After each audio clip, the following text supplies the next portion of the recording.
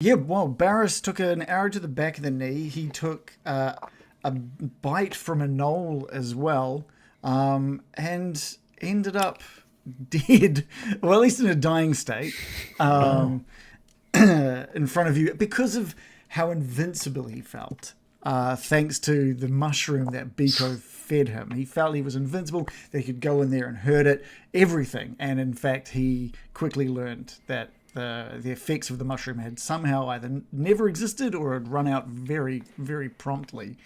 And so, yeah, you're not with legally bound. You're not liable for this, uh, though.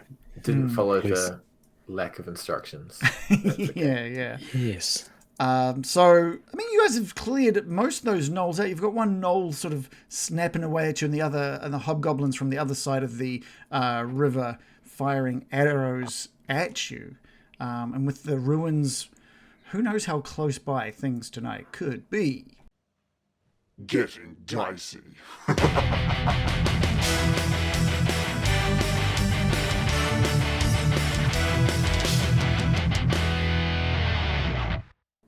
The ruins are filled with friendly people that give us items. Maybe. Is anyone else worried about old sheepman Harry?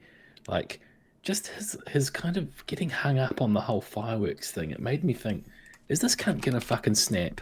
Like his whole life, he's been living this like quiet existence, like such a nice guy, like getting vegetables, wouldn't harm a fly, can't do any magic, like seemed to take like his own terrible upbringing quite well.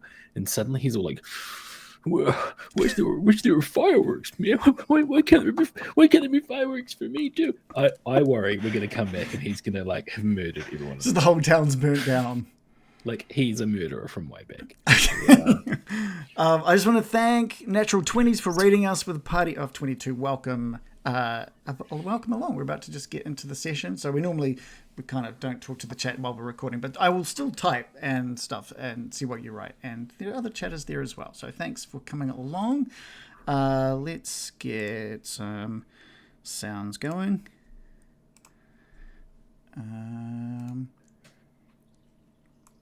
So Adam's worried about Harry. Okay. Fair, Yeah. I think. You've all seen that movie, Me, Myself, and Irene. Great movie. I presume one of the cinematic classics. I feel like he's gonna go full. He's like Hank. Was that Jim Carrey? It was. Yeah. Nice. Yeah. Great movie. I don't know how well it's aged, but His sons were really Fucking great well. in there yeah, they were awesome. when they were flying a helicopter and shit and speaking German. That was good.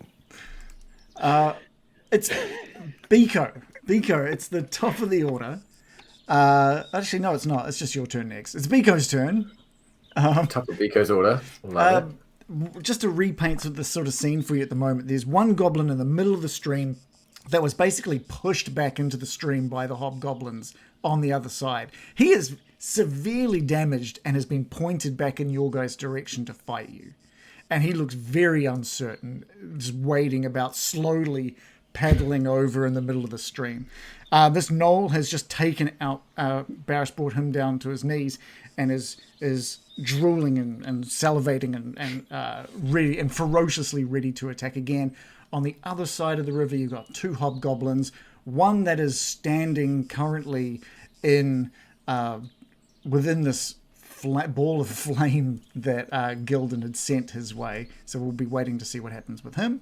And both of them are holding on to longbows.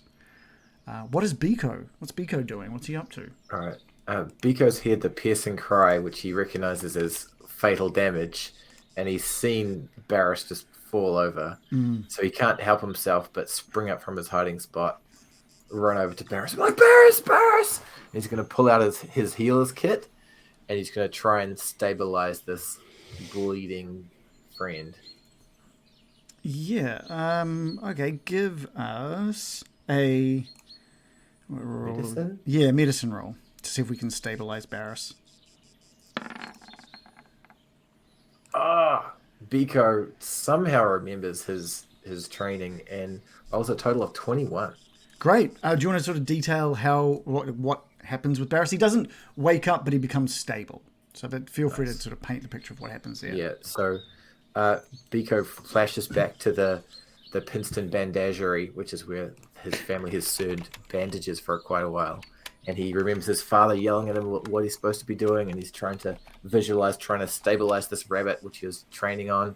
And he sort of goes through the same sort of process. Blood stays in the body. Wrap it up, stick it in, wrap it up. And he does a few sort of bandages to sort of stabilize his little patient there. And it works better than he thought. Yeah. And he's pretty happy with himself. Yeah, Barris is stable. He's still at 0 HP. He's unconscious, but he's no longer in a dying state. Cool. Sorry, anything else? As a bonus action, or did I use all my? Yeah, cool. No, you got a bonus. Bonus action. Beeko will blend himself into the trees around him. Okay, yeah, you're sort of making yourself less obvious than everyone else. You're still sort of you're hiding underneath some of this vegetation near the riverbed, and you're just still working on just Barris silently. You got it. Yeah, covering. Yep. Cool. We're back to Lovejoy. The knoll is still a threat, so I think I'm going to have to just kind of leap off my rock and go ham with my quarterstaff. I'm going to try and cave its head in. What's such a violent psychopath playing this game? Oh dear, it's not a good roll. It's a 3 + 2 for 5. Well, okay, that's cool. So you leap down with your quarterstaff and land next to him, and the quarterstaff just sort of glances down its side and thuds into the watery sediment to its side, just splashing up. Splash damage. Splash water damage of 0. Yes. And you're close. You're really close. You're almost like hunched down next to it, and you can feel almost the fur off its side as you come back into a standing position. I'm gonna scramble up this rock face if I can to try, because I'm gonna have an oh shit moment that I've not connected and try and scramble up this rock face to try and avoid it biting back at me. Yeah, give me either an athletics or an acrobatics just to see how that goes, because it's a bit of a sheer rock. I'm sure it'll be fine. Ooh. 18 + 1 on my acrobatics check for 19. How fine is it, Adam? You tell us how it goes. Have you seen Tom Cruise doing the old rock climbing in a Mission Impossible? Oh, right. Yeah. Set up. Yeah. That's how it goes. Okay, well, you do that for about 7 feet, and it goes very well. Oh.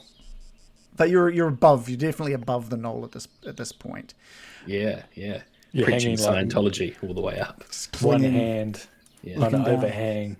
Yeah. Flipping the bird And I'm yelling down. back down, you've got so many alien spirits trapped in you, I can feel it. Start doing. It's clear. It's the goblins. The goblin in the middle of the stream is sort of like watching on, and it has really slowed its paddle down. And it's stopped now, and it's looking back at the hobgoblins, and they're snarling and pointing and yelling in your direction. Looks back in your direction, and it just kind of just slowly goes onto its back into just a floating position, and just silently just lets the flow of the river take it sort of 15 feet down the river. And the hobgoblins are just going nuts, screaming at this thing in fury in this goblin language. And this almost like this goblin is just pretending just to play dead and just let the current drift it away. I know how that guy feels. I want to do that most days. I just want to lie on my back and let the current take me. Yeah. Can respect that. It's the hobgoblins' turns. What is that? I can't remember what this sphere of fire. What was this? I will cast it. I will display it on the thing.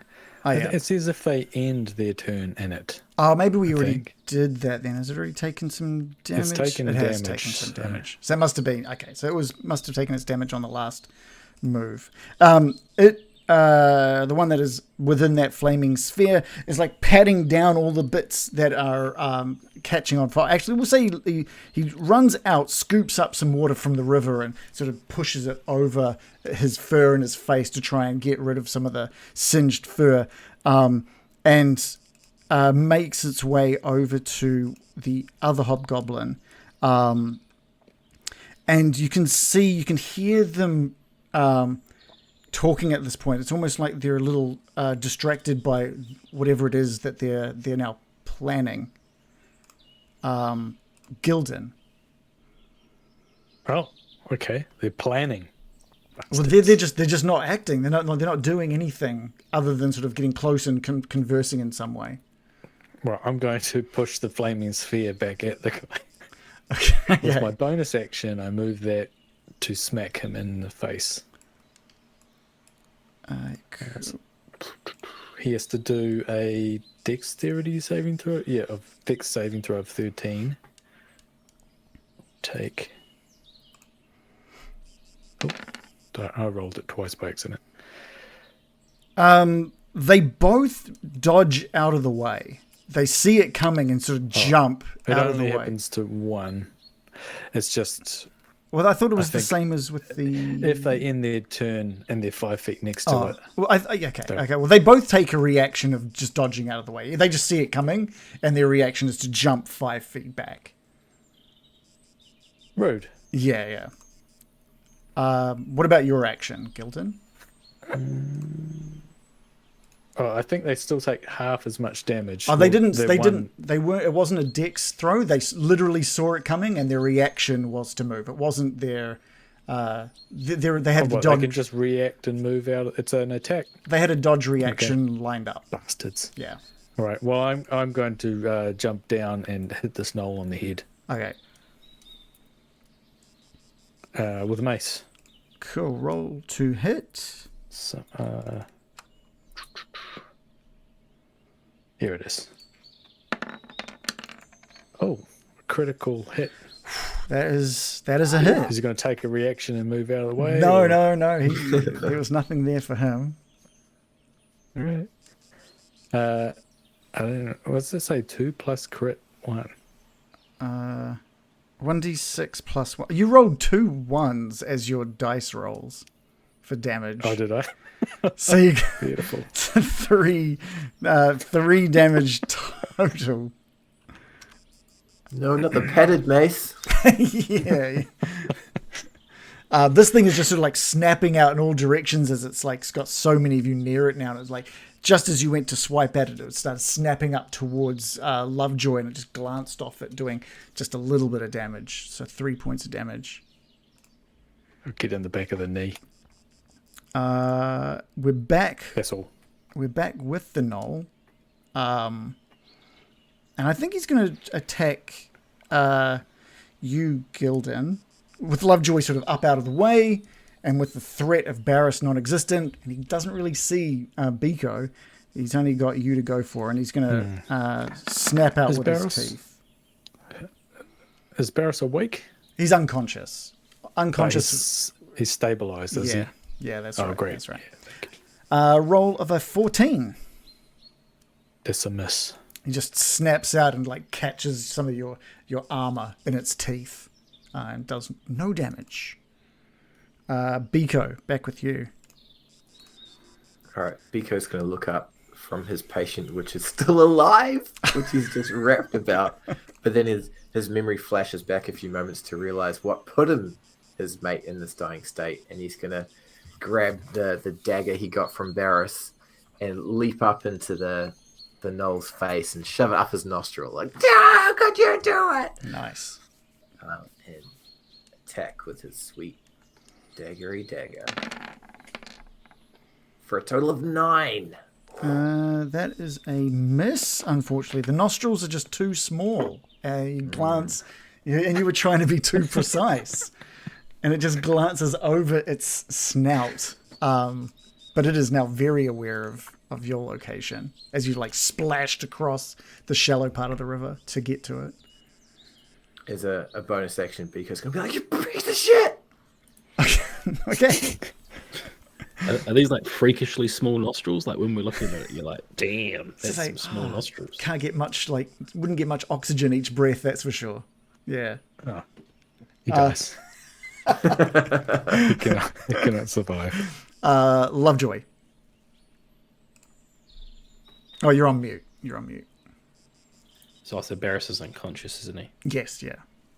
So I'm up my little rock face, and I've scurried up there like a rat up a drain pipe, and I think I don't want to give up that position, so I'm just gonna put my hand down and fire out a ray of frost from above Okay. at the knoll for 14 plus 5 for 19. That's got to be a hit, surely. Oh, yeah, that's definitely hit. Is that that's a Plus 5. cantrip or a spell? Cantrippy. Oh, yeah. Born slippy.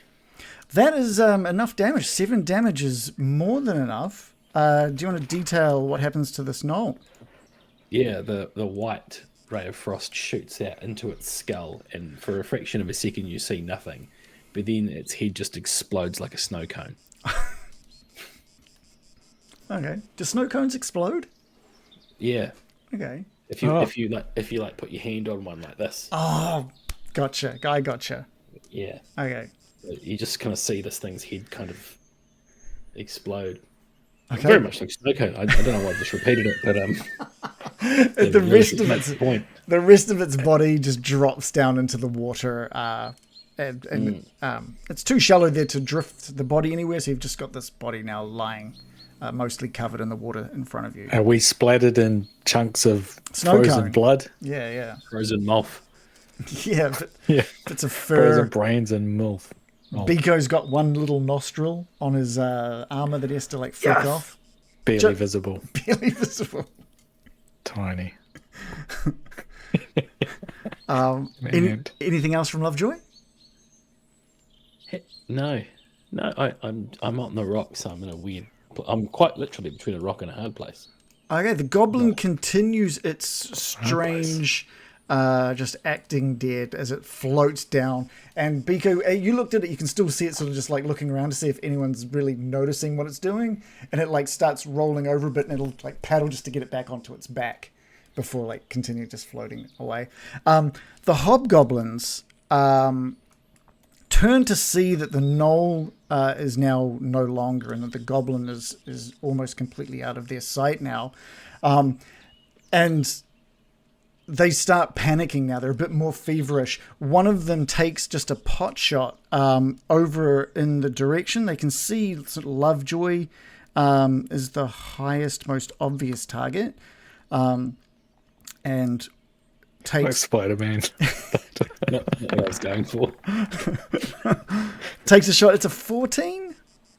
No, not with my magical armor that I've got on. Oh, nice. That just pings off the rock next to you, and there's a yelling of one of the hobgoblin grabs the other hobgoblin, throws his bow to the ground, grabs him by the collar, brings him forwards, and shouts to him, "We need to get back to the ruins!" And they just run. They just sprint off to the out. What does he say again? We need to get back to the ruins. Is that all right? Yeah. Okay, cool. Sorry, wait a second. Can I chase them with my flaming we need bow? to get back to the ruins. Like that. Is that good? I can do it all night. I can do it all night. Yeah, he said it 3 times. I think he's impressed his message upon his mate. What is Gildan up to? I want to chase them with the ball or their flaming sphere.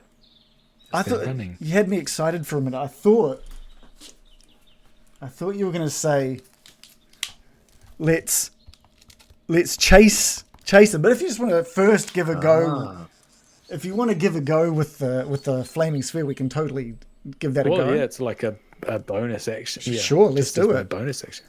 Okay. They've both had their actions, so there's no readying of dodge this time. Oh, is that what they were doing? They're dodging. Yeah, That's the plan. That was them They hadn't taken an action. They just knew if anything came their way, they were going to dodge. This time, not so lucky. So the flaming sphere just chases up behind them. Yes, a dex save of 13. It will just hit one of them. Okay. One on the right. Let's have a look. Dex save. It's a 5.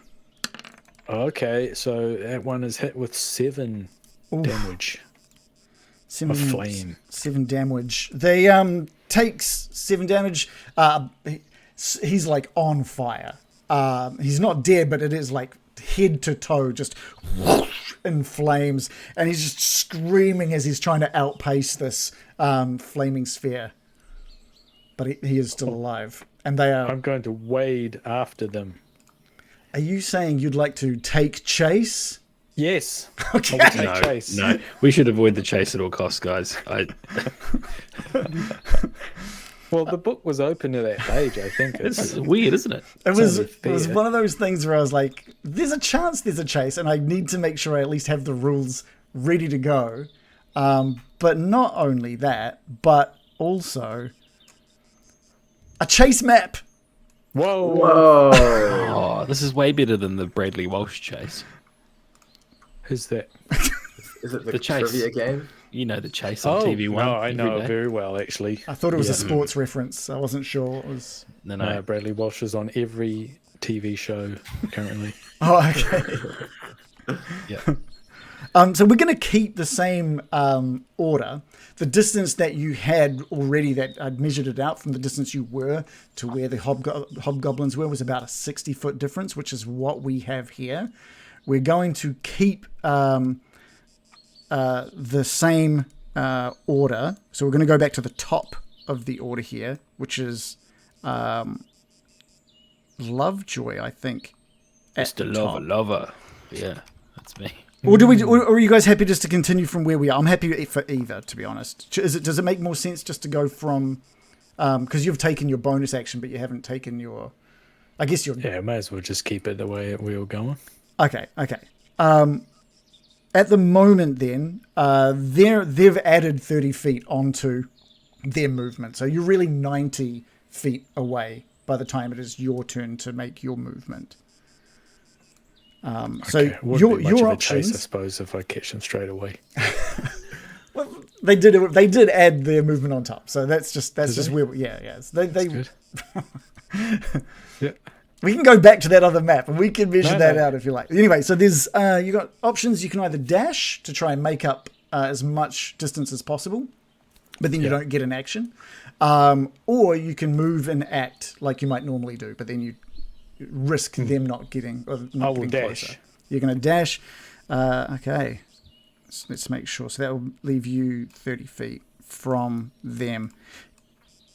Because my movement is something. Is it 30 feet? Where does it have Probably it? is. Yeah, probably. Oh, so dashing will be 60. So you move from 90 feet away from them to 30 feet away. Okay.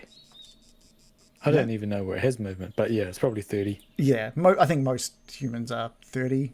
So you're now 30 feet away. You've just started chasing after them, and the one that was on fire, you were seeing bits of burnt fur on the ground, trailing behind it and flying off it, and it's like smoke. And they're sprinting now, as well. Okay. I'll be like ka-chung, ka-chung, ka-chung in my armor, and my little candle on top of my head is it's got a bigger flame than normal, and I'll be yelling out, "Right, stop right there!"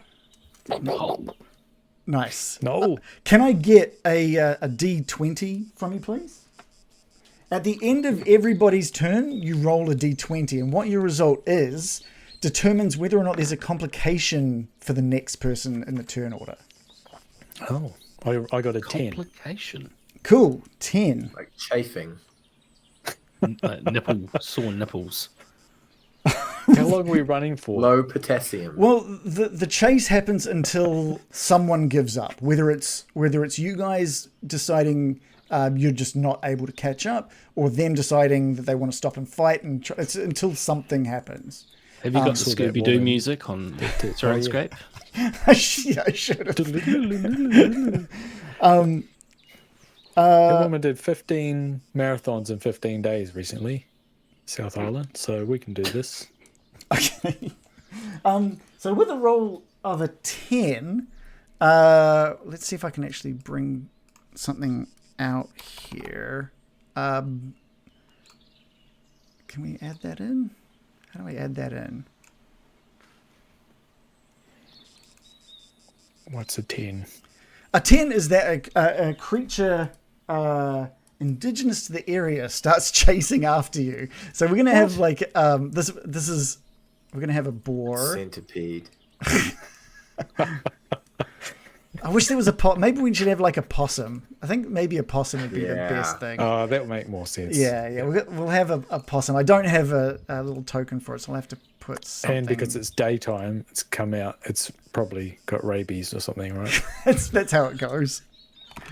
Daytime rabies. It's got dabies. Babies. Well, here we go. If we do this, oh man, this sucks. Never mind. We'll just pretend we will. Yeah, I'm already pretending. Okay, that's fair. Look, that is fair. We're all just pretending.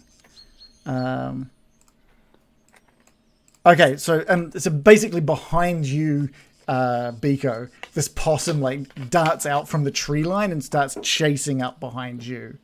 So your actions are you're about 90 feet away from the action. You can either dash to make up 60 feet, or you can do an action and 30 feet. Right. Beeko is frightfully aware of his dwarfish legs, and he can only run 25 feet. Oh, in a okay. normal action. So he's going to run 25 feet, and remember that arrows go faster than he does, and he's going to line up his bow and try and go for that big luminescent target in front of him, which looks like a flaming hobgoblin. But pew! And it's just going to ignore the opossum chasing him, which he thinks is weird. Okay, so you're going to move 25 feet. Yeah. Right. Okay, cool. So we're basically putting you in your current position there. The possum is not quite keeping pace with you. It's trying, but it's just run off. What is your roll to hit? Rolled a total of 15. And you're aiming for the one that is currently on fire. That is a miss. It just soars over just past the head of this hobgoblin. And can you give me also a roll of a d20? Yeah. As Beeko rolls his d20, he'll be like, "Watch out for the possum!" 15. Okay, a 15 means the next on the turn order is totally safe. There's no complication. Lovejoy. So you're 90 feet away at this moment. So don't trust the map? Don't trust the map at this point. You're 30 on this map. You wouldn't even be on this map at this point. You're still by the riverside. Okay, but I'm 90 feet from hobbies. Yeah. Okay. Well, at my last level up, I got a little something, a little feature called within the meta magic world, distance spell. When I cast a spell that has a range of 5 feet or greater, I can spend 1 sorcery point to double the range of the spell. Okay. Yeah, great. It's pretty cool.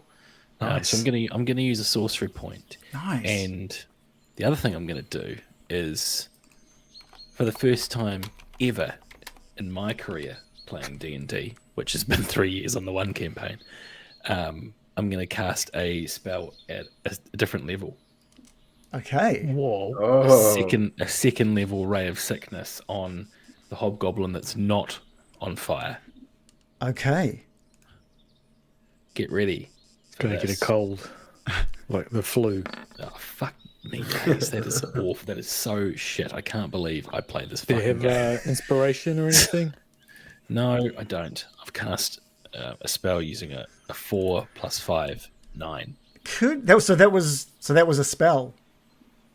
Yeah, that was a spell. I used second level spell slot. Give me Spell a slot. D20, please, because of one of the things you did last session. I'm going to ask you to roll from the wild magic table. Oh, that's right. Oh yeah. That's a 9. Oh. Another 9. That's a campaign ender right there. Uh-oh.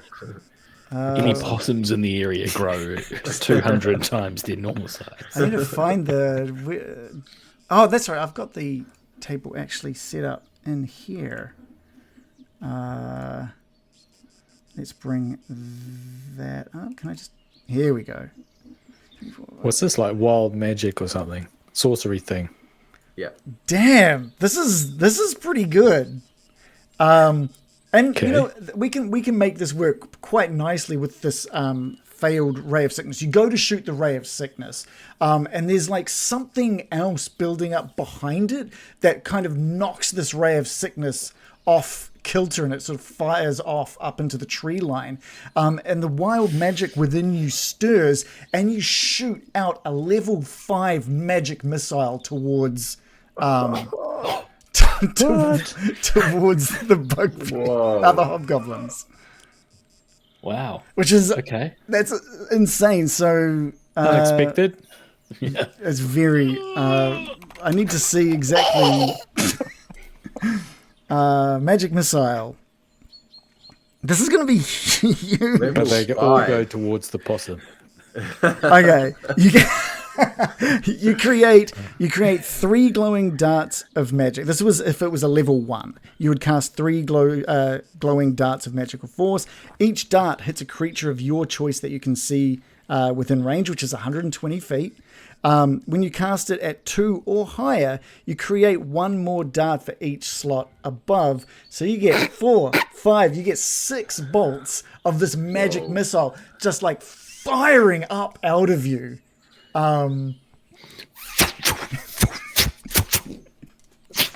Like a Roman candle. Yeah. I was exactly picturing a Roman candle. So there's 1d4 plus 1 for each hit, and there's no roll to hit. They just hit. So good. Me. Holy shit! I love wild magic. Holy shit! Yeah, motherfucker. Dang. Yeah.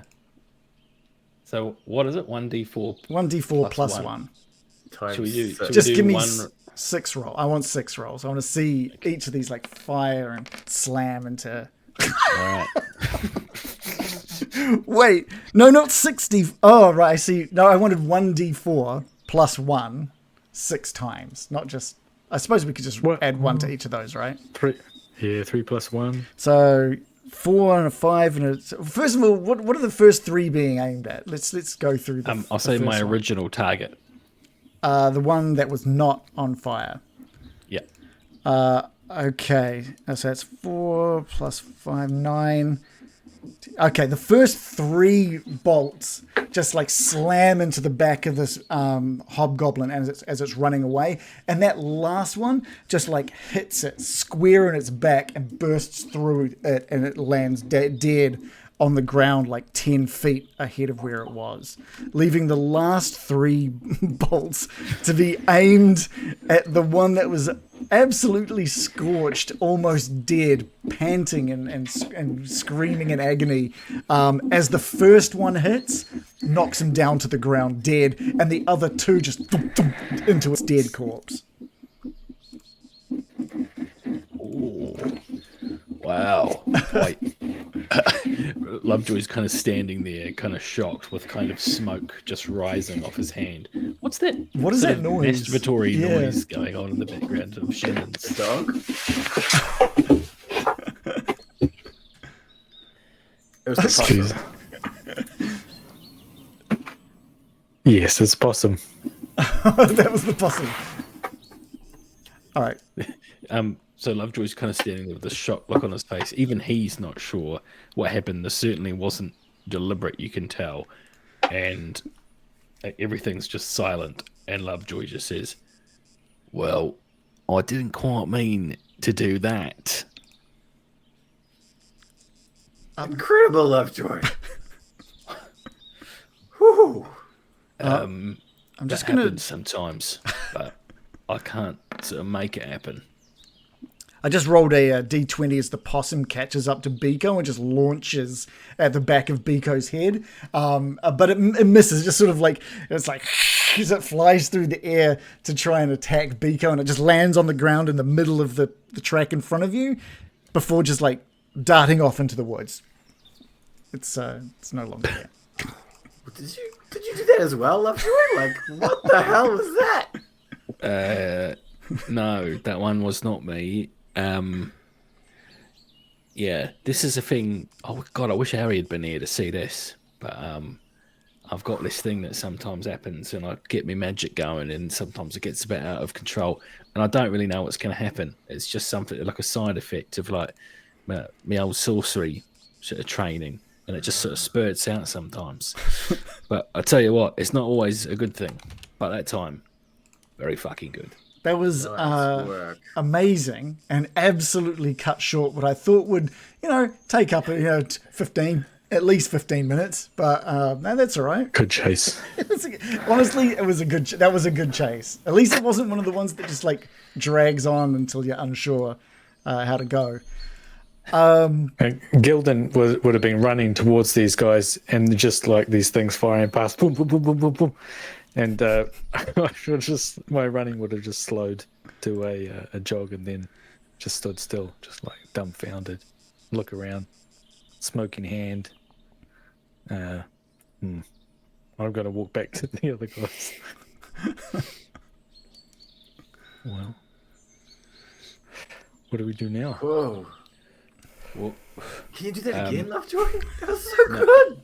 I can fire off the old ray of sickness again. Yeah. What I was intended to do was make the bloke feel a bit peaky, and hopefully he'd get the coughs and he'd slow down, or even cough his lungs up. But fortunately, I exploded them. Yeah. Wow, dang. Well, this has presented us with an opportunity, gentlemen. I think what we should do, we should go and check on Barros. We don't want him taken by, a wolf or a deer or a rabid rabies possum.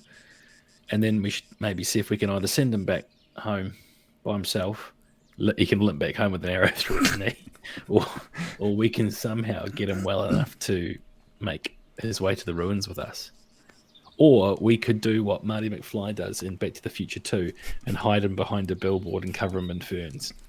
Which He's a DeLorean. is kind of the situation, as he is still lying unconscious, kind of submerged in a little bit of the river back. Oh, his face is in the river.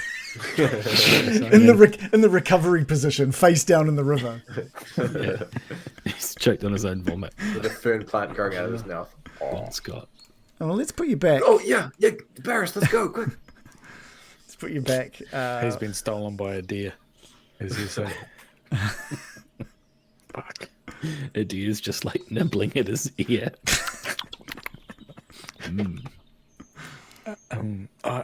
I can ask Pelor to help him. Do that, eh? Thank you, Gildan. That Pelor, most of the outside bits on the inside, but he's probably going to need quite a bit of work. Yes. Dear Pelor, please help this wounded blacksmith. That is the spell Healing Word, and he should get 6 HP back. Great. Yeah. He slowly opens his eyes, and he's still in pain. He's kind of wincing in pain from some of his injuries, and he opens his eyes to see the three of you above him.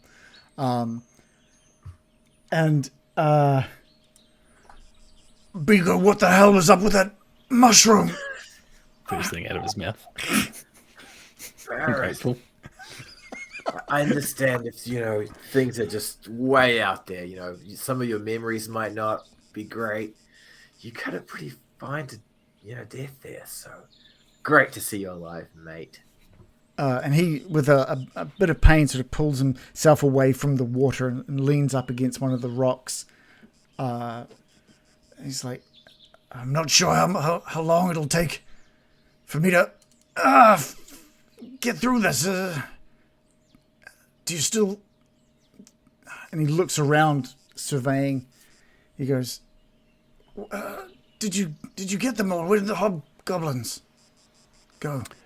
Oh, we fucking got him all right. They went everywhere. It was Yeah. nuts. Yeah. Do you remember that one that no one, you were unconscious at the time, but his head exploded like a snow cone? You won't know what one of them is, but then our old goblin up the front, he exploded like a bloody. Have you ever microwaved an egg? He just nods as if he knows exactly what you're talking about. I don't even know what I'm talking about half the time. Sometimes these visions just come to me. I don't know what a microwave is. Yeah, the long and the short of it is, mate, that it was looking pretty dicey there for a moment, but everyone's fucking dead except us. Beeko's just going to look down the river to see if old floaty Mick Gobbo is still there. Gobbo. No, he's gone completely. There's still some red in the water since he was so heavily injured. That is continuing down the. Assume he drowned. You know what? He probably did. He probably did drown. He's gone. He's nowhere in sight. Okay. Was he eaten by microscopic sea creatures? Plankton. Sure. Oh. He prepared a dash downwards and he drowned. Poetic. Guys, that was intense. Like, what do we do from here? Well, we got a clear path to the ruins now, don't we? We can leisurely stroll our way there, and the minute we see some action, we can hide. You're quite the stealthy one, Beeko, so you could perhaps take a crouching position and sum up what's ahead of us. Oh, like this. And Beeko will crouch. Where'd you go? Yeah. I'm only. It's because I'm not only very joking. tall. But I'm tall and embarrassed right now. No, he stood up again. Yeah, Barris is just slowly making his way to his feet. He's trying not to put any weight on that knee, and he's pulled out a bandage from his little bag pouch that he's carrying, and he's wrapping up his forearm. Didn't we? And this is going to be really unfortunate for Barros if we did. But when we raided the cave, didn't we get some actual potions of invulnerability? Beeko's got a greater healing potion on him. I don't think there was any invulnerability though. I've got this funny feel. It was either. Oh, maybe I'm thinking of the last campaign. No, you got you got a potion of greater healing. Yeah. Right. Yeah, I knew we had something. Okay, cool. But that's right. Like Barris is, he's not feeling as bad as he, was when he first woke up. He's got a lot of his health back now, but he's obviously very preoccupied. He hasn't been in a fight for a long time, and this is he was already pretty nervous about joining. Am I going to hold you guys back? For sure, you're messed up. Like. Check out this bandage. Like, it's a pretty good bandage. Like, not as good as my dad's, but it's like, like, how are you feeling? Like, Barris, like, I'm just gonna have a bit of a roll on something here. The Ebola table.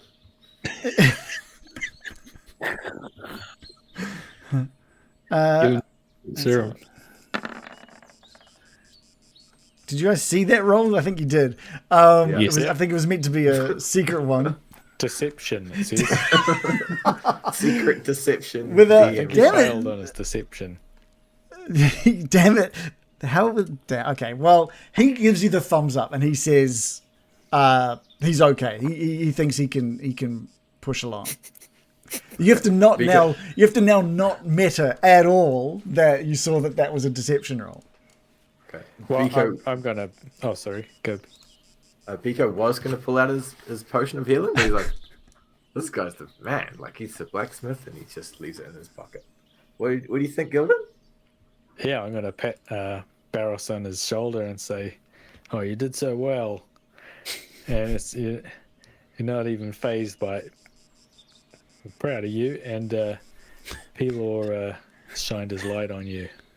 So your knee should be feeling better, and Pelor's pretty great. I think you'll agree. better than what's his name back at the town. Which I'm sure doesn't, he's great and everything back at town, but it doesn't heal knees, does he? Gillen's got a point. And he just looks down at his knee with this, like, the arrowhead still, like, pushing through from the back. What? Pelor should have popped that out. Sorry, I'm just going to pull down and pull it out. Oh, he just screams. He just absolutely screams as you pull that through from the other side. Oh, I just thought really quick. Oh, sorry, I thought Pelor popped that one out. That's better. Traveling with a couple of medical men, aren't I? These guys know all the first aid rules. Wrap a few more bandages around it. All right, yeah, you guys sort of help him superficially in regards to, like, making sure you're not using magic. You're making sure everything is bandaged up, everything's looking good, and he's standing there now looking like a proper fighter now. Like, he looks like he's got a bit of battle damage to him, and he picks up his hammer with, like, a bit of a wince. And he puts it up over his shoulders again. And he goes, "So is it time for the ruins then?" Let's yes, go. It is. Well, we've come so far. We can't be turning back now. We at least need to, have a gaze at what's going on at the ruins so we can pop back to the old town, tell them what's going on, have the festival, make sure Harry hasn't murdered everyone, get a good night's kip. Sounds good. Yeah. And how many more goblins could there be? Probably not many. I agree. Okay, cool. So is there anything else you guys wanted to do here before heading off? Does the water look magical? Rest, but... The water does not look magical. Oh. Okay. Not that you have any way to tell. You're looking at it's not glowing blue like any of the other sort of pools of water you've seen in the caves. So okay. no. It just looks very blue, that's all. It's just very clean water. Very, very clean. Oh, it's very clean. I'll take a few sips then. Okay, well now you've got Giardia and Oh shit. There's a dead possum close by. There are a few corpses literally like 5 feet from us. just like right next to that corpse. No, I go over to that. Water. I go over to that waterfall. Germs. I go over to that waterfall, but it's Okay. like we can just see that little waterfall. Yeah. Oh, like an old Aqueduct. Lipton tea ad. an old flake ad. You go over in your little canoe. What? There's that reference is too old for you, Adam. Only the crumbliest, flakiest chocolate. Tastes like chocolate never tasted before. I don't remember two people having it away under a waterfall. So, Beautiful. other than a quick drink from the waterfall, we're just going to head on away from the river, down the path, and past the hobgoblins on the way to the ruins. Anything else that you want to do before going? As Beeko passes the hobgoblins, he's just going to check their attire for loot. Okay, yeah, cool. Of the two hobgoblins, one of them seems to have lost the majority of his weapons. You remember him giving them off to the gnolls and dropping his bow on the ground. But the other one, for some reason, I guess you never got close enough for him to use it, but hanging on his side is this awesome-looking mace. Just this, it looks really old. And Like it's an antique. It's ancient. It looks ancient. It looks pretty worn, but it looks really sturdy. Antique. Lovejoy, do you want to look at this? It is a +1 mace. Other than that, they've got a couple of pouches on them. One of them, the same one with the mace, has about 16 copper pieces on him. The other one, just a single gold piece tucked into like a pouch next to this old rusty key. And I will say that you searched the gnolls as well. The gnolls had some trinkets on them that they'd just sort of like tucked into different parts of like belts and loincloths that they had on them. Obviously stuff that they just found and grabbed and held onto. And so one of them had like this a small wooden statuette. It's really, again, very old looking, really, really old looking, almost almost fossilized wood, but it's of like a smug little halfling. It's been carved down into a little halfling. There's like a little shard of obsidian that another one's been like tucked away, and then just a little gold monocle frame, but without the lens, just the frame. It's just like little trinkets that these ferocious little guys have found and picked up.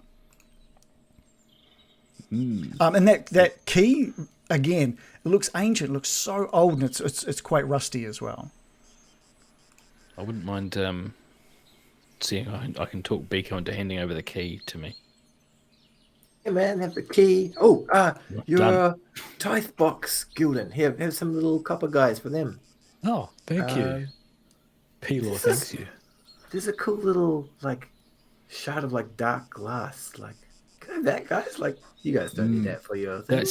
That's actually a very common material. That's known as Blacky rock. Blacky rock. Improv, everybody. Thank you, Lovejoy. Like, it looks like it could be sharp one day. And Beeko pockets the shard of obsidian. It's it's really strange. You notice that it's quite warm when you pick it up. And it just seems to. It's just warm. You'd expected it to be cold, but it was warm. Put it in your pocket. They do that. The old Blacky rock. It's often warm to the touch, Beeko. Oh, that's gonna be handy for when I get cold. Cold Yes, it will. But be careful, because it can be very sharp. The old Blacky rock. That's gonna So go in the go. double pocket for triple pocket. Yeah. And Beeko will tuck it away. Oh, there's this weird little. It's like a dwarf, but he's kind of the wrong proportions. Do you want to look at that, Lovejoy? Yes, this looks like a little. I believe they're called a halfling, and this type of wood is found in it's all over the world. Really, again, it's probably not worth. I can hang on to that. I can have that appraised later on for you. I've got a friend who deals in old wooden shit. Oh, wow. You know everybody. Yeah. Got connections. I Thanks, do. Lovejoy. No problem What is at a all, boys. halfling? It's like a little man, Like a kid, a child. Like I've seen sort heaps of of like those. you, Beeko, except like a bit more of you. Would you call a It's man a hairy. fulling? I would not. Ah. Yeah. Like a It's like- teenager. It's like halfway between a Beeko and a Barros. No, that would be me. It's like halfway between a Beeko and a me. So you're a halfling. No, listen carefully. Reading comprehension. A halfling is halfway between a Beeko and a me. Oh, halfway between a Beeko. Okay. Yeah, I got it. Like a Barris- really cool dwarf. Barris is just like following along behind you guys as you have this conversation. He's just like shaking his head, like, oh man, no wonder these guys got like dropped off in the middle of nowhere. All right, Chuckles, we could have left you for dead. Does he know that? And we can take a 5-minute break if you guys would like. Put that fucking arrow back in his knee there.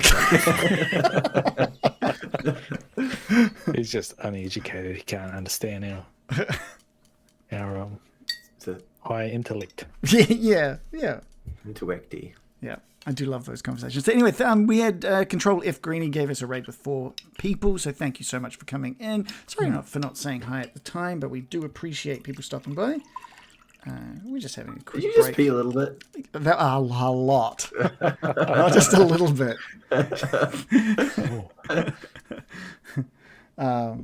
Yeah, man, that chase went by very quick. I thought it would go for like a round and a half, maybe. You know, I thought maybe they would get a chance to have a turn as well. I was very excited to be like, you know what? It's time to use rules I've only ever seen and never used. So, Nice. yeah, Yeah. that was cool. Exy Mr. J, thank you for joining. Thank you for the 50 bits as well. And hi, nice to see you. Yeah, hi. Cool. That was a good roll on the wild magic table as well. Yeah. Damn, that As was a soon good as you roll. said damn, I was like, oh, it's either damn good or damn bad. Like, it's not that I wanted something bad to happen, you know? It'd be more funny though, right? Everyone turns into a lobster. I don't know what I wanted to happen, but I think that was I thought that was a damn cool one to do. For a random roll, it was impressively useful. Yeah. I ended up putting it into Roll20, but I can't really just find it on D&D Beyond. I'm just trying to find, just so I can see, like, what was either side of that roll, you know? Oh, yeah, that's good, yeah. Just as something. I imagine it'd be quite detrimental rolls that he could have got. Oh, dude, there's, like, half of it is bad. It's, like, as simple as that. Okay. Yeah. And then half of it is, like, beneficial. Wild magic, here we go. Yeah, you cast magic missile as a 5th level spell. So he rolled a 9. If he had rolled a 7 or an 8, that would have been a 3rd level fireball on himself. Oh. Yeah, so that could have been all 3 of you dead, basically. Yeah. As in dang. TPK. Because a fireball at level 3, that's not mucking around. No. When you cast this using a spell slot of 4, okay, for each slot level, okay, so it would be 8d6. Oh yeah, that's TPK material, depending on how we roll. Can we do this roll an 8d6? Pretend roll, yeah. A pretend roll. And there's 86 each, right? So you would have each taken 18 points of damage. Dang. Yeah. What from? While you're on break, you took 18 points of damage. Yeah, sorry. Oh shit! Like, you didn't have any dodges prepared? Yeah. Yeah. Yeah. I was saying on the wild magic table, he rolled a 9, which was like magic missile, which is great. If he had rolled a 7 or an 8, it would have been a 3rd level fireball centered on himself. And so we just like rolled. It would have been basically 18 damage to everybody. What's the radius on a level 3 fireball? It's pretty big, right? 30 feet or something, or is it 20 feet? Oh, 20 foot, right? So maybe not everyone. Maybe Gildan would have survived. That would have been okay. But the other 2 would have just been like knocked into a dying state, I think. Yeah. That's awesome. I suppose you would have been able to make a dex saving throw. So maybe not. But it still wouldn't have been good. Yeah. No. That's definitely in the not good category.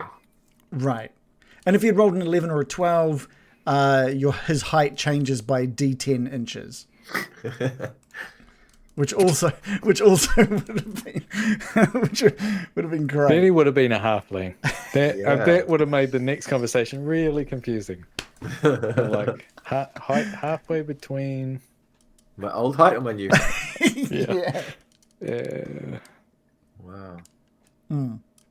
So I'm so glad we got. I can't remember why I had to force you to use wild magic. It was due to something that you did.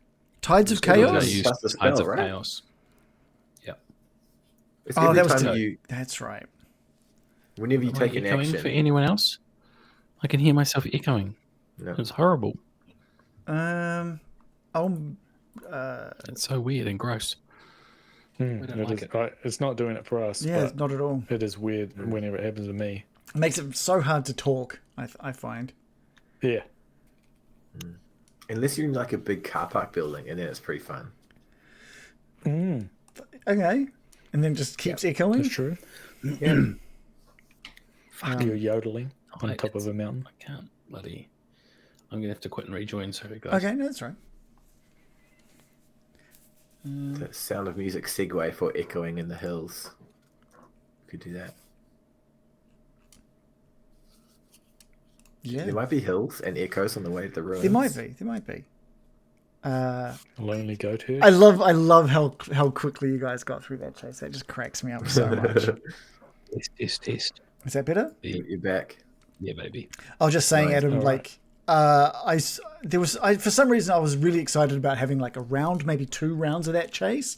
It's just so funny how quickly and brutally that wild magic changed everything. It was awesome. Like, I loved it. Thankfully, I have prepared more, so that's also good. Did we want to get back in? Oh, what do you got there? Yeah. Is that a crunchy ice cream? Oh, Is that summer roll? I want No, some. some variant of Magnum. Honeycomb. No, I don't like anything with honey. You love honey. It's poor man's sugar. Poor man's sugar. Someone called you out in chat for that, by the way, as well. What'd they say? New Zealand must be built different. Honey is poor man's sugar? I said, yeah. We've got bees everywhere.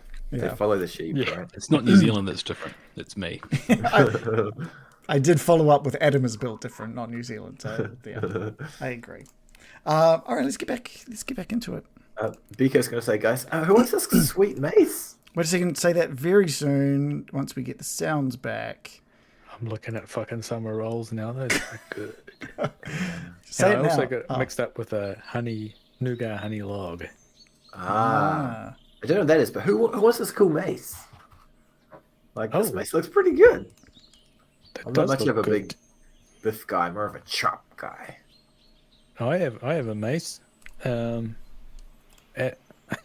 Lovejoy, does this look like a good mace? Yeah, it looks pretty old. Look, you probably wouldn't get much for it on the open market, but I mean, you're a mace guy. I think if anyone's going to get the most out of it, it'll be you. Okay. Lovejoy's good at the old decisions. But if you are looking to move it on in future, you make sure you come see me first, all right, son? All right. Do you want my old mace? Yes. Okay. I'll give Lovejoy my old mace. Which is much Peel's newer blessing. than the old mace. Yeah. Well, hopefully this new old one is good.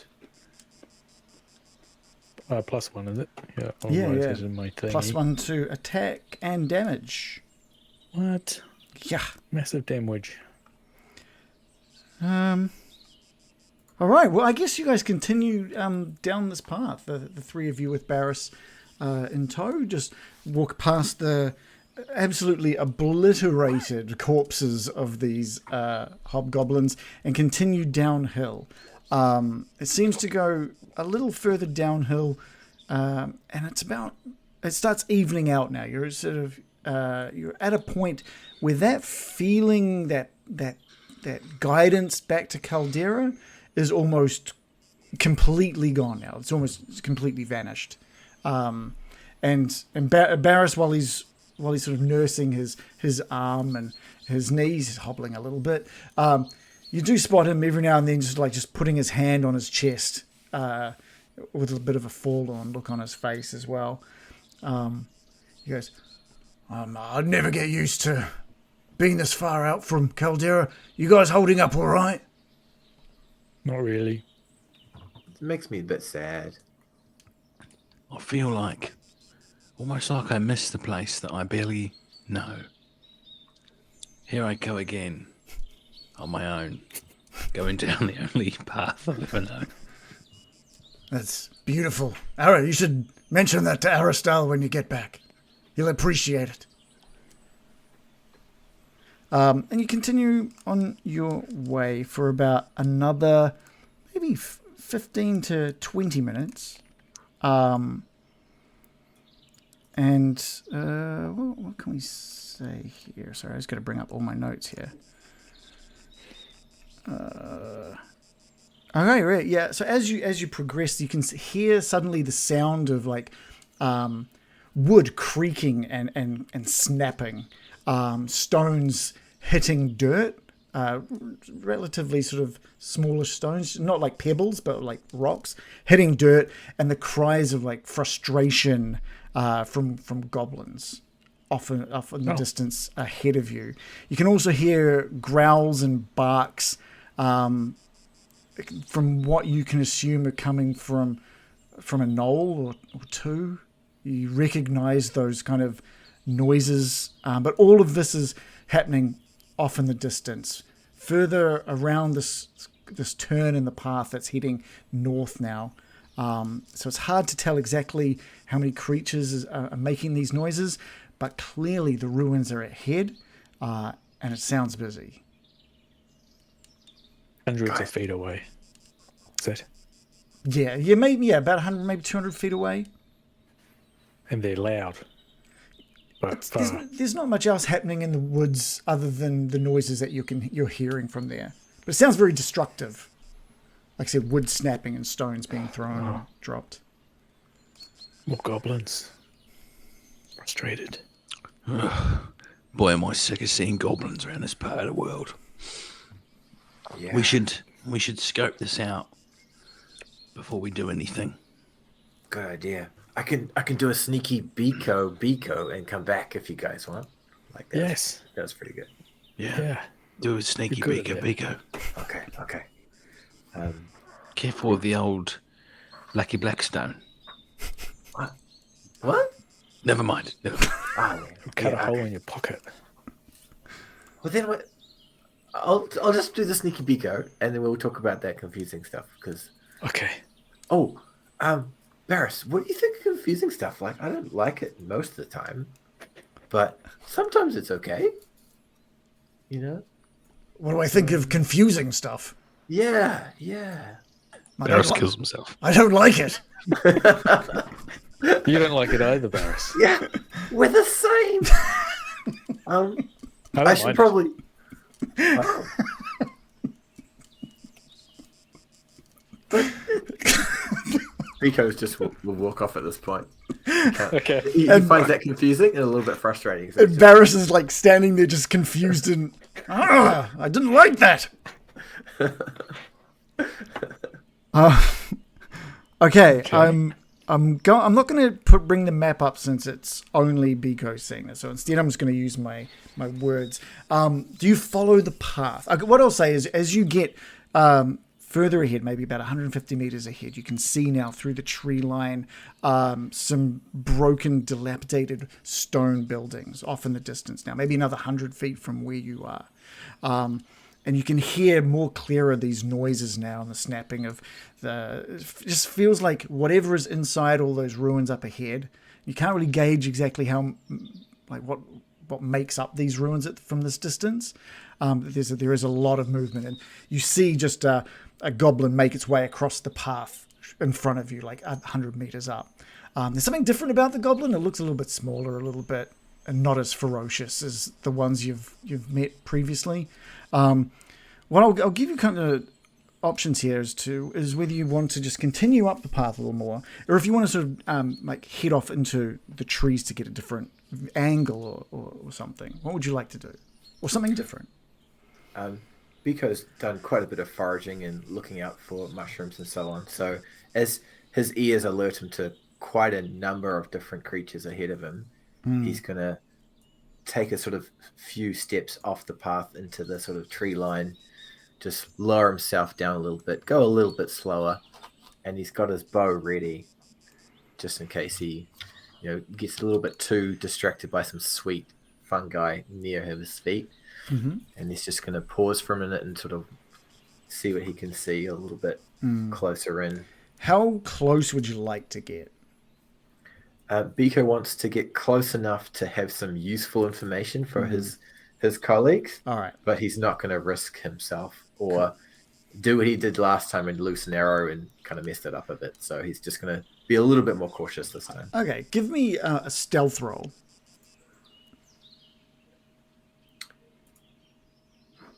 Whee!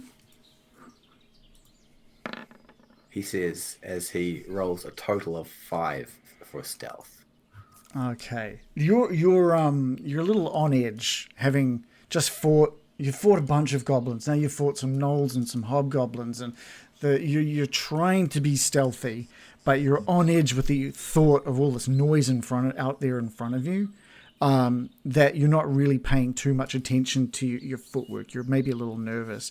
And you make your way off the path and into some trees, and you're scraping past and breaking branches. It's that kind of thing where you didn't even know the branch was there until it snapped and made that noise, and you you look up to see if anyone's noticed. I'm just going to roll something. Do I have my D20? Where the hell did that go? Okay, I'll just roll a virtual D20.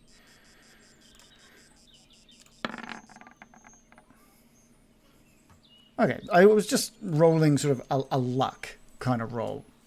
And with a roll of 13, your luck is pretty high on this. That first branch just happens to snap at the same time that you hear another cracking of wood from these buildings, the one that's getting closer in front of you. So you've spotted these ruins, and the one that's closest to you looks to have been a small stone building of some sort, but the majority of the walls have just crumbled down around it. And you can see through parts of that now, and you can see two goblins. And they're in there, like, kicking. They're kind of lazily kicking dirt around, moving wood out of the way, moving rocks out of the way, like they're looking for something, but they're also sort of tired and bored of the job. And they look, as I mentioned before, now you're up close, they look maybe a little bit smaller than some of the other goblins. They look far less ferocious, but also they don't look like they're armed except for, can you give me an investigation roll? Yep. Beeko peers out with his little eyeballs for a total of 18 with investigation. The only sort of equipment that you can see on them are these like tiny little, like almost homemade daggers made out of like sharp rock. Some of them, like one of them might have like a little bit of metal that's just been broken off something and attached to a stick. The other one's got like a bit of sharp rock attached to a stick. They're very, very just self-made. And they're using black rock. No, just normal rock. None of this sharp obsidian like what's in Beeko's pocket. And then they're using it to like cut away vegetation and putting it back and moving rocks. It's very lazy. If you want to past those walls, I will say that you can see. What can you see from there? There are hints of other buildings past there as well. You can't really get a look at exactly how many, but it doesn't look like it's that many, maybe 3, maybe 4 from what you can see. And they all seem to be in a similar state. And you can see more movement of goblins occasionally just through in between the trees and between the bits of building that is left standing. If you wanted to get closer, we can go for another stealth roll. Okay. At that point, Beeko's pretty happy that he's got something useful to tell his mates. And he's going to slink his way back to the group. Initially back through the trees and foliage, and then when he hears the sounds quieten down a bit, he'll make his way back to the path and pick up the pace a bit. What I will say is one of the things, just while you were stopped and looking out, obviously you're listening out as well. I should probably say that investigation roll covers your listening, and you could hear clearly now sort of the back and forth barking, yelping of what sounds like 2 gnolls. So you kind of deduced doesn't sound like there's a lot of them. There are some, and then there was just some talking happening in a mix of goblin and broken commoner with something, and you couldn't really pick up with what they were saying, but it was a different voice. It was a more sort of definitely talking as if they had importance, like they were telling goblins to do, like almost like directing them. Nice, thank you. Spielberg. Beeko will jog up to Gildan and Lovejoy. Guys, so I did. No, let's just worry about the confusing stuff later. So I did the Beeko, found out, and I saw ahead goblins. There was 2 goblins and some ruins and probably other creatures. I reckon we'd probably be in for a fight, maybe similar to the old river back there. So what are we gonna do? Like, there's gonna be some. Barris, how are you feeling? Like, ready for another round? Yeah, you've got another knee. That'd be okay. I can strap a bit of that bandage for if you like, Barris. Yes, I know. You can see that roll. I'm feeling good. Thank you for asking. Okay. I won't doubt those muscles. You seem like a man of your word, Barros. I have no reason to doubt you whatsoever. I think like there is doubt on his face, but he's really trying to put on a brave face for you guys. Yeah. About It's time. working. You seem like an absolute whinge guts the whole time that we're planning this whole thing. So. I'd expected him to be a bit of a harder man, to be honest. And maybe Fatal damage. maybe 15 years ago he might have been, but he's been a long time without any sort of fighting action. Yeah. He's out of retirement for one last bloody like swing of the hammer. Like I said, he's out of shape. He's put on his old gear and it's like almost tearing at the seams because it's undersized for him. But he's put it on. He's trying. It didn't panel beat like a pot gut on there. I'm wondering, out of character, I'm wondering if we want to roll straight into another confrontation, or is there any way we could play this that we could kind of walk in as if we are inspectors or something like that, or maybe Inspectors. Ruins health and inspectors. safety. Health and Do you think safety. we should do that? Lovejoy. Pretend to be. My name's Adam. I'm just out of character at the moment. Oh, So I know I okay. give I such a thought you were convincing saying- portrayal of the Thought you were character. doing it. Method. Hard to separate the man from the character. I'm more just suggesting that do we just want to roll straight into another like potential combat, or is there a different angle we might want to take? There is hobgoblin corpses we could use. To wear them. Wearing them doesn't go well from my experience, but we could bring them in, A feign that they're shard. wounded. Oh, hi guys, we were just walking in the forest. I found this guy who's pretty injured.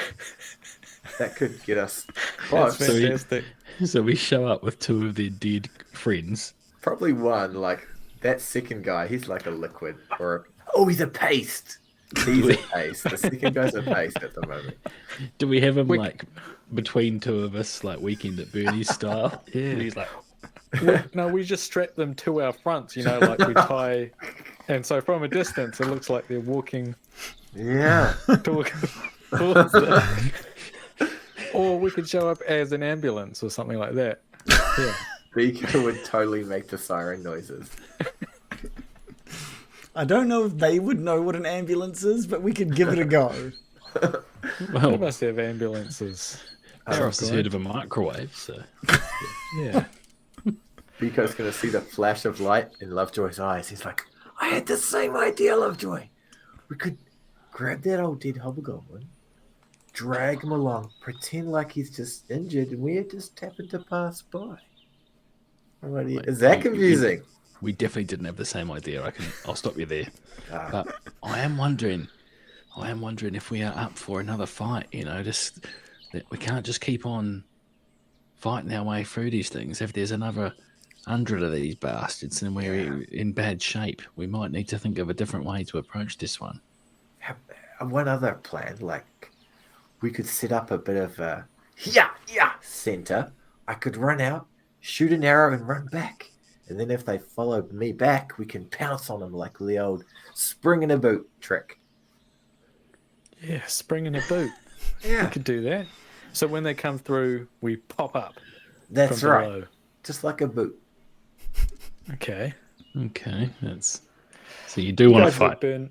I could burn down the forest. I like it. We could wait till night time.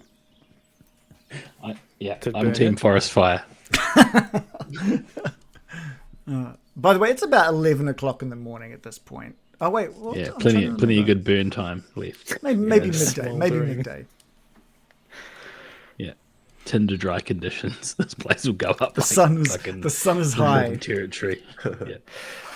I'd like your idea of the trap, Beeko. Do you think we dig a hole and they'll run into it, or do we? They I've run got past mold them and earth. jump on top of them. That's We really dig a good. massive trench. I've got mold I'll- earth. We can dig I'll- a huge trench. Oh, we should do that for sure. I was more thinking you guys just wait here. I'll go and get a couple of those little goblin crappy guys' attention and then boost. And then when they chase me, you can stand up from behind the tree and choo, choo, choo, choo, yeah! You know? Once they're in the hole. Lovejoy, you should shoot 5 of those magical arrows at them again. The I should. Hobgoblbusters. I should, shouldn't I? Wipe I them just- out. Yeah, I'd love to do that. I don't know if you guys heard me back there. I really tried to quite clearly articulate that I could not control that and could not do it at will. But you did, right? You just But you did it. No, I didn't. I did do it, but I didn't do it on purpose. It's like, have you ever coughed and accidentally a little bit of poo's come out? Yes. Did you hear me cough before? I do know that. I do know that experience. Yes. Yeah. That's kind of what Different happened subject, to me. though. Yeah. Well, I know. I believe in you. It can't happen. I'm telling you now, it won't happen. Okay. It will. Unequivocally, it will not. I just hope in the near future I force you to do that another roll, and you just happen to roll another 9. That would just be amazing. Yeah, that Right. would be good. So should we go with the trap? Yeah, I'm starting to dig a hole right here. All right, Okay. I'll help you out with some mold earth cantripping. Okay, Well, you got guys. mold earth? Yeah. Okay, I'll probably be digging for like 5 minutes before you come along. Just Just like sweating away as you're just digging. Because I was going to say digging with what, but I think mold earth is going to. Fingernails. a stick. Yeah, My new mace. like a hobgoblin skull. You're using even worse tools than the goblins that we just got some intel on. Yeah, they can hear like this grunting and sticks and stones breaking. Okay. So how big of a trap are we thinking of making here? 5 foot, I suppose, isn't it? I'd probably go 10 foot across, 5 Oh, foot you deep. got mold earth. And how? So 10 foot across. And what was the rest? 20 feet down. 50 feet down. Yeah. Beeko's visualizing 60 feet across, 80 feet down, 100 foot wide. Magma at the bottom. So yeah. Okay, It guys. is. I'll leave you guys to dig the thing. I'll go and I'll see you in a minute. Let's go. Are we gonna try and like hide the trap? What's the deal? We'll put some ferns over it, like Marty McFly in Back to the Future 2, when he puts the foliage over the DeLorean. Give us Yeah, we'll put a DeLorean at the bottom. give us a survival roll, but with advantage since I assume people are helping out. Yeah. Well, I got a 14 nat is my 20. best roll. Oh, sorry. Who was doing the survival roll? I think it was Gildan, wasn't it? You're both helping, Plus right? 3. We Well, can take I'm helping out with Gildan's that. first roll and we'll take Lovejoy's first roll, and we said with advantage. So you have perfectly managed to lay ferns in a way on this path that somehow doesn't look just like a bunch of ferns on a path. It is. That wouldn't be out of place. I mean, you guys have all been on bushwalks through the beautiful native New Zealand, I'm sure. Yeah. Like So many it looks. ferns It on looks. paths. Fall in a lot of It holes. looks too. perfect. This is Total my of secret 37. skill.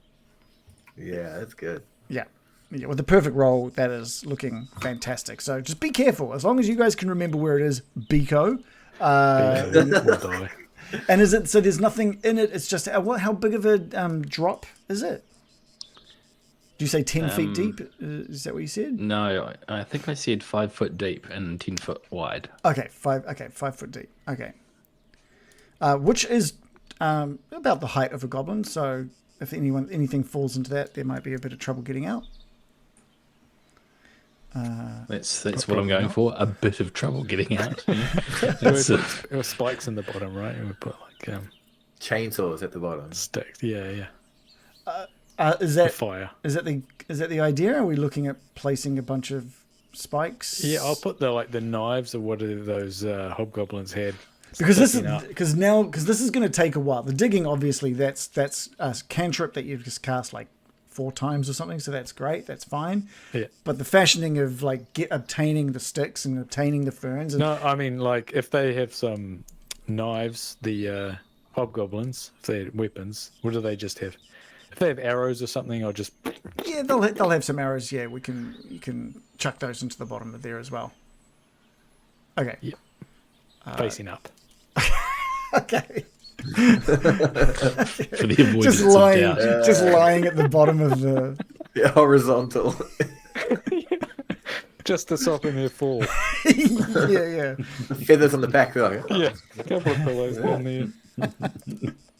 Movie night. I'd say after about maybe 20 minutes of fashioning this trap, it looks perfect. Like, Barris is really impressed with this. You guys have done this before. Glad some of us have.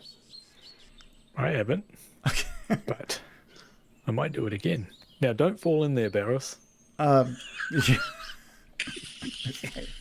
I'm going to hide behind this tree. You fucking oaf. Lumbering oaf. Varys takes your guys' cue and also disappears off into the tree line as well. Oh, I'm in the trees. Be nice to Fucking Varys. candle on top of my head. An idiot. Sorry, I keep accidentally drawing on the map after making fun of Barros, but I'm the moron. I'm hiding up in those rocks like a Kellogg's Crunchy Nut Cornflake head. there we go. Calm That's when you're down. going to come down too. I'm coming down too. So with everyone hidden away, except for some reason, Barris, that I can't move his token for some reason.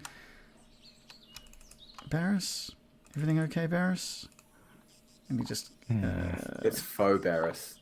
He's hidden that well. I don't know what's happening. Okay, his token says he's somewhere, but he's actually in the tree line next to Gildan. Beeko, what's the plan? So Beeko's going to take the same route that he took last time. He's going to go into the foliage a little bit earlier and try and get to a similar position to look at those two goblins. He's going to go at maybe half the pace that he did last time to really sneak in close. And he's going to try and line up a shot with his little short bow. And when he thinks he's got just the right shot, he's going to take a breath and shoot a shot right into the crenascula of the closest goblin. Okay, what I'm going to do, I don't know if all of you will see this. Two of you might just see a black screen, which is ideal. So hopefully only Beeko sees this. Does everyone see it, or just Beeko? Black screen for Black me. screen, perfect. Yeah, black. I can see it. Black is Beeko, black rock. you're over in this tree line next to that path, and like I said, you can see this dilapidated, crumbled ruins just in front of you there. And through a little crack in that broken building there, you can just see just a hint of a goblin on the left. I'll say that as you made your way across from the path, you also saw another one in there as well. So which one of those two were you wanting to line up? Doesn't even one matter. on the left. The one on the left. Okay, you line it up so you move just a little bit in the tree line. Can you give me a stealth roll as well, please? Sure can. This will be a good one. Yeah. It is. 17 plus 2 for a total of 19. Stealthy. This time you're completely silent as you make your way into that tree line, past some of those branches that you'd snapped recently, and you get the short bow off your back and sight up that goblin. Give us a roll to hit.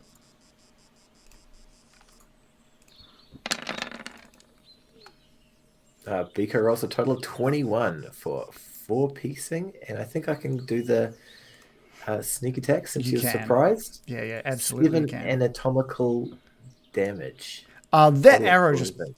whereabouts are you aiming? Why don't you just tell me what happens? Because that's enough to kill the goblin straight out. Yeah. So after Beeko's lined up his shot and he's loosed the arrow, he's sort of visualizing as it's going to travel through the air, in through the Crystallia Grand, and out through the other side, splitting his esophagus right down the twain. Okay, and the twain it does. It drops to the ground completely dead. And there's like a moment where the goblin on the right just doesn't notice a thing. He's still in there just shuffling things around, kicking dirt, and he just slowly turns around to see like the goblin dead on the ground, and he turns back to continue, and he just spins back towards this goblin. He starts screaming and starts running out of the building to the north, screaming in Goblin. What are you going to do? Beeko's going to see if he can peek through the little gap in the thing. So I'm just going to move a little bit. Mm-hmm. You can move freely. This is all you cool. now. All right, so Beeko's just going to move his body a little bit from where he was to where he is now. Okay. And he's like, that was such a shot. Like, and you realize there's no one's there to boast to. You make your way into an area now closer to what maybe once was a doorway that is now just completely crumpled. And you can now see through this building, watching this like it's very small. These goblins look very small and maybe like 3/4 of the height of the other ones. They look maybe a bit older and a little more frail.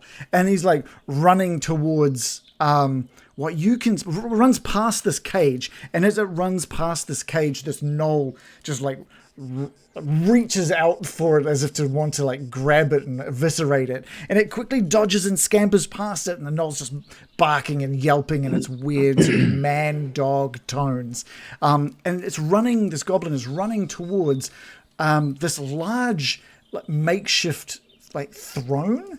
It doesn't look like it's a very well made one, but sitting in this throne is this giant fat large goblin. Like it is, he's pretty large for its size, for a goblin size, and he's wearing kind of, it's not a crown, but it's just like a battle helmet that's adorned with like bits of rock and metal to make it look shiny. And he's sitting in this guy. And either side of him is just another one of these little twitchy little wired goblins that are like just have been obviously told to just station there next to him.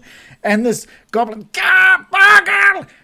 Bargle! He's yelling as he runs towards, and this creature sort of turns around. He goes, "What is it? What is happening?" As he yells, "We're under attack! We're under attack! We're under attack!" What does Beeko do?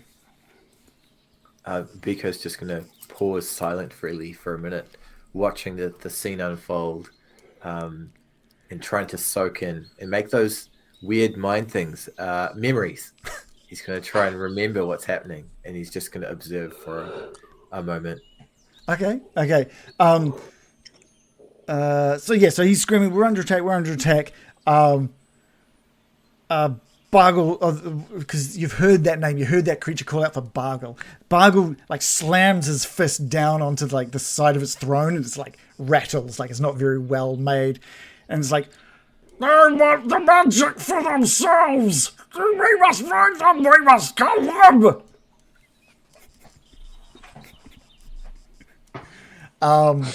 And he shouts out in Goblin to like, he starts pointing. You don't see where he's pointing to, but you can hear like, these cries of these goblins and him shouting out. And the goblin that was running away starts heading around past into the sort of where you can't see, but now you can hear like the running of multiple goblins. Okay. At that point, Beeko's just going to do a cheeky last little arrow, and he's going to try and hit the goblin station just to the south of the king of goblins there. And as soon as that arrow has left his bow, he's going to boost it back to his mates to the south. Yeah, give us a roll to hit.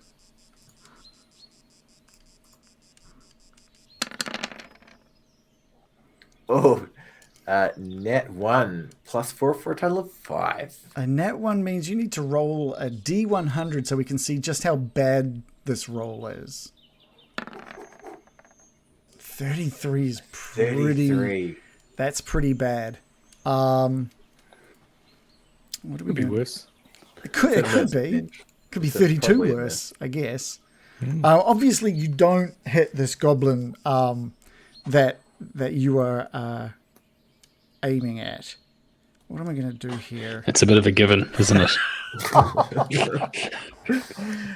You've rolled 7. So bad. You've rolled 7 piercing damage. Okay, so what happens? Bargle has like cried out for these goblins to attack, and just as you go to loosen one of these arrows, a goblin, one of these smaller goblins comes running up behind you. And you just let go of this arrow and it ricochets off the stonework in front of you and thunk, straight into your thigh. And you're going to take 5 piercing damage from that. At least it didn't get him in the back of the knee. You'll be okay. Beeko can't help but scream out, "Poisonous!" And you guys back about 150 feet hear Beeko shout out in pain. That didn't sound good, Gildan. Was that Beeko? I think so. I can't see you, Lovejoy. Yeah, there. It was Beeko. Beeko's hurt. He's down. Beeko down. Should I go get him? Yes. Okay, I'm going to run. Lovejoy start- like deliberately takes several seconds to say yes. Okay, I'll be right back. Ka-chung, wait. ka-chung, ka-chung, ka-chung. Beeko, what does Beeko do? He's going to continue with his well-founded plan of running away, albeit with a now injured leg, and he's going to be a little bit glad that he's triggered the goblin horde, but it didn't quite go to his plan, so he's going to boost it back to his mates. Okay, I'd At a say dash. okay, at a dash. You and Gildan meet halfway between the trap and the ruins. Gildan, you can see running behind Beeko now 6 goblins. Okay. 6. My heels will slide to a stop as I see Beeko running towards me. Beeko, you okay? Yeah, let's go, boys, my piss ass. Let's go. Okay, pisser. Yeah, let's run and don't stand on the ferns. Cause Oh, thank you. I'll avoid the ferns. Let's go. ferns are a hole. Okay. Okay, so Oh, it's the hole we dug. Oh, yeah. yeah. All right, so you guys turn and you run back towards. Yep, dashing, and the goblins are all dashing as well to try and keep pace with you. So the chase. When you get to, no, we're not going to bother with the chase. What? It's not the distance; it's only 100 feet. By the time you get to the pit, that's covered up with ferns, what do you two do? I'll get this. I'm going to run just to the edge of the. I'm going to keep looking like I'm running around, up into the hills, and then back down onto the path. Oh, here we are on the map. So I'll just run along over to the north of the hole. Right. Okay. Okay. Beeko.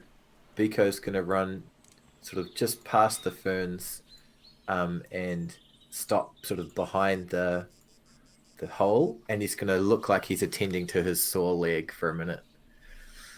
Okay. He's going to give it a rub. I'm going to keep running. You're still running. Can I ready in action? Yeah. By all means. What? Yeah. If I see those goblins kind of start to fall into the hole, I'm going to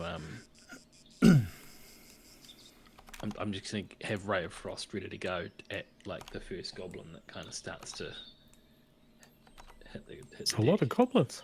There's 6 goblins. And like I said, they do look much smaller and more frail. They don't really have much in the way of weaponry or anything like that. Is one of them dead? The dead one that's back at the ruins definitely is dead. Hey. Yeah. I'd say your trap works just a charm. The first one that's sort of leading the chase just falls directly down through the ferns, and the one that was right behind him doesn't have enough time to stop as he also drops down into there. We're going to take... You know what? We're not even going to... I think the damage that would take from dropping down onto a bunch of arrows is more than enough to just kill these 2 goblins as is. They just drop in and go, and they're just like dead. That's all you hear. But all of the goblins chasing behind, they see them drop in, and they're either leaping over or running around this hole now. Ray of Frost. Yeah. So give us a ray of frost. I'm going to target that one that's like the one that's right about to get to Beeko first. Yeah.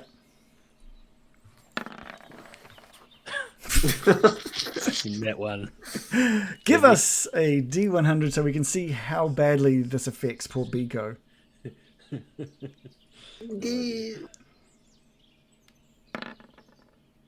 That's pretty bad. That's also pretty bad. It's better than 33. It is better than the 33.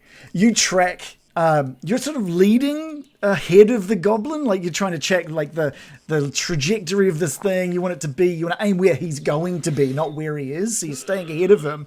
And just as you let loose, you notice right in front of your hand is Beeko, but it's too late. Foosh! Your ray of frost goes out, launches across, and slams into Beeko, doing 2 damage. 2 frost damage. Oh! Sorry. Shit. Beeko is quickly surrounded by these minions, and we're going to roll initiative.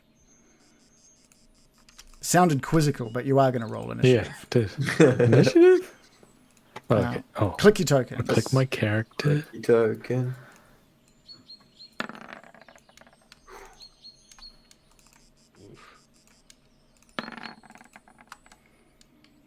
Oh, whoa. Oh, a 2. Okay, we did. Alright, Beeko rolled a total of 13. Okay. Barris was a total of 17. Nice. He immediately shits himself. A loud cough. A massive shit. We're starting the order with the goblins, and these minions just quickly surround you. Could you give me a Dex saving throw? Yes. All of us. No, just Beeko. Beeko rolls a total of 15. Oh, that's perfect. That's enough. You needed, so the DC for this roll was 10 plus the number of goblins surrounding you. So you needed to beat 14, which you have done. But what you see them all coming, despite that ray of frost, that just wakes you up a little bit, like that. Oh, that cold blast gets you going, and you see all of these goblins start running up, and each of them are just now have those little makeshift daggers in their hands, and they all just like start like jabbing out, and you're just avoiding all of the different jabs. Some of them are nicking some of your armor, and you're deflecting some with your whatever weapon or whatever, your gauntlet on your hand, and you manage to deflect each of those attacks. It's Barris. Thanks, Lovejoy! It is Barris's turn, who sees these goblins storm past him, and he runs out with this hope. There's hope in his heart, poor Barris. And he grabs for his warhammer once more, places both hands on the warhammer's handle, and swings it. I said handle. I'm just praying for a W for this guy. Oh God. Man, it is a roll of a 6. With the fury that they're all stabbing out, he just like whiffs it. Just the hammer, the head of the hammer just like goes straight over the head of one of the goblins, just past Beeko's face and over the head of another goblin, just missing completely. Dislocates his own shoulder. Beeko, your turn. Oh, you're muted. There you go. Barris, shit, man! As Beeko's fending off blows from all these goblins, he's gonna get his Barris blade and just stab it into the eye socket of the closest goblin. Whee! Beeko rolls a total of 24. That's what you need. 6 piercing and 10 anatomical damage. Yeah, with Barris right there, your sneak attack kicks in, and you slash that dagger across one of the goblins. And with the force that you're slashing, we go by cleaving rules here, so any damage that is left over can be passed on to anything that's also next to you. So you like do this spin, you do this spinning move. That goblin to the north of you just gets its stomach torn open. The goblin into the front of you, to the east of you, also just you slice across that, and you end with the dagger like jabbed into the guts of the one to your south, and the two on the north and east just fall to the ground dead. Whoa. Wow. This guy's a machine. Beeko's just going to look at the knife and be like, Mickey Mouse. that's the sound Mickey Mouse makes when he kills two creatures. Anything else from Beeko? With the last little zip of energy left in his body, he's going to jump back into the forest a bit. And he's going to do it in a really gangly, kind of half looks like he's falling over way, using his new ability, which he unlocked at level 3, called Fancy Footwork. Oh. Which is just him looking like he's an idiot. So he can escape melee combat without suffering attacks of opportunity. Fantastic. Your movement and gangliness confuses the goblin minions.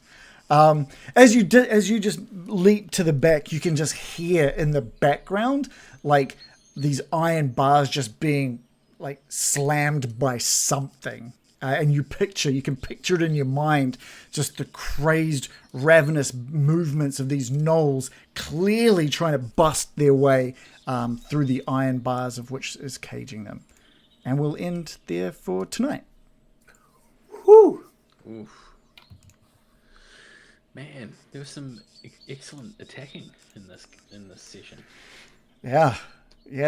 From the dirt, too. Yeah, that pit was a good idea. That was awesome. I drew inspiration from the last time we dug a big pit. Actually, that's a good point. I will give the group inspiration for thinking of and successfully pulling off a fantastic pit. I love to pull off a was wondering how that sentence was going to end there. Pulling up a fantastic. Why is Barros so bad at fighting? Because he's bad at rolling, I guess. He's not bad. He's just luck is bad. Yeah, he'll pull through. He'll pull through. The only thing he'll pull is his quad. I'm glad that's how the sentence ended. Do you guys like Bargle? Some pork. So good, dude. Bargle is good. I like Bargle's big mouth. Yeah, and it's green too. It is. He looks like a Nintendo character. A little bit. He was fun from the Nintendo B-roll. Yeah, he's so good. Yeah, Bargle's a favorite. I quite like Bargle. You guys did great. That was an awesome session. I really enjoyed that. You did you wrapped up the previous fight. You scared off some hobgoblins. You caught up to them and annihilated them. You found some cool trinkets and some stuff on their bodies. Made a great idea of both checking out the ruins and then making the trap and then bringing them to the trap. All was fantastic. Great session. Nice work, team. Yeah. I'm jumping off. Okay. Great game as always. Thanks to the viewers if anyone's watching. Maybe. Who knows? Yeah. Who knows? Catch you later. Just eyeballs. See ya. See you, Adam. Yeah. Bye-bye. Yep. Cool. So good. Cool. All is not finished yet, though. We've still got 2 goblins here, and Beeko never really did get a number for what was happening back at the ruins, so it'll be interesting to see what happens. He'll make sure to transmit that information poorly as well. Yeah, Drop Shadow in the chat says bye. Thanks. I just want to say welcome back, Drop Shadow. He had a lot going on and finally caught up and is back watching us live. So thank you so much for stopping by. Glad you could make it. Absolutely glad you could make it. Yeah, definitely. And also, while we were playing, Random resubscribed for 51st month. Wow. 51 months. Yeah. I don't know if he's still around. Shit. He's been having early nights lately. He's got a stressful bit of stuff. He's a busy guy. He's a very, very busy guy. But I'm excited. I wasn't sure if I was going to have everything prepared for tonight, but I'm really glad I got to use like a little bit of the chase rules. It doesn't seem that difficult now that I've used it. Yeah, it's not that difficult if times. it ends before the first round. Yeah, that made it very easy. I mean, I wasn't going to let it go on forever. It was either going to end with them reaching the ruins or not. That was kind of it. You would either kill them before they get to the ruins, or getting to the ruins would have triggered, obviously, the ruins. So That's the chase roll. 1d1. yeah. But I'm glad I got a chance to use it at least for 3 turns. Yeah. I mean, they're kind of a forgotten rule. 100%, dude. Yeah. Yeah. And I wasn't even sure if they'd be used or not. I just liked the idea of things are running towards the place you know a big threat is. So, what are you going to do? Yeah. I was so impressed Lovejoy remembered Barris because I didn't. I was sitting there going, I wonder if they're going to go back for Barris or not. Or if this is it. He's just forget about it. If he was just going to be totally new map. I'm like, Just be passed out.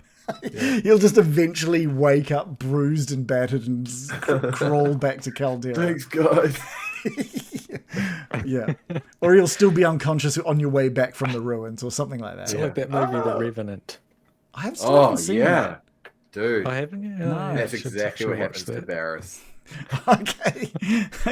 Yeah. Okay, well, I'm excited for next week. Next week's session should be pretty fun. And hopefully we'll find out some more about Kalderra next week as well, maybe. Could be good. Could be very Can we good. promise dice rolls next week? There will be dice rolls next week. Yeah, spoiler. Probably no more chase rules for the rest of the campaign, though. I think we're done with chase rules. Unless something else occurs. Chase rules could be pivotal in triggering that wild magic just how we want it. So maybe Yeah, that is true. Although now that I've done it, I've kind of like realized you could just sort of drop it in quickly as well. Like as soon as a monster tries to flee the scene, you could kind of trigger a quasi chase where you have these 2 patrons in the tavern walk up to get a meal. Whoa, chase. yeah. There's like there's a cool table for like what do I call it? I can't remember what I called it now. Complications. Yeah. Which is really cool. It's like 50% chance nothing will happen. And then there's in the book, there's like a complications for if you're in an urban setting and then complications for if you're in a wilderness setting. And then I assume online there will just be 5,000 different tables you could use, I guess, as alternatives. Yeah. But it was fun. I figured them out for Cthulhu, and they. Isn't that like very- way more advanced? Those ones are insane, right? I think there's like a chapter on chases. Yeah. But- Wow. Yeah. But when you get down to it, it's not actually complicated. Really? It just seems really complicated, yeah. Okay. Roll for each leg. Left leg obeys, right leg obeys. Yeah, cool. Okay, all right. Well, thank you guys for playing. You guys did great, and you've all got inspiration for next time you need it. All right. Which is awesome. Thank you.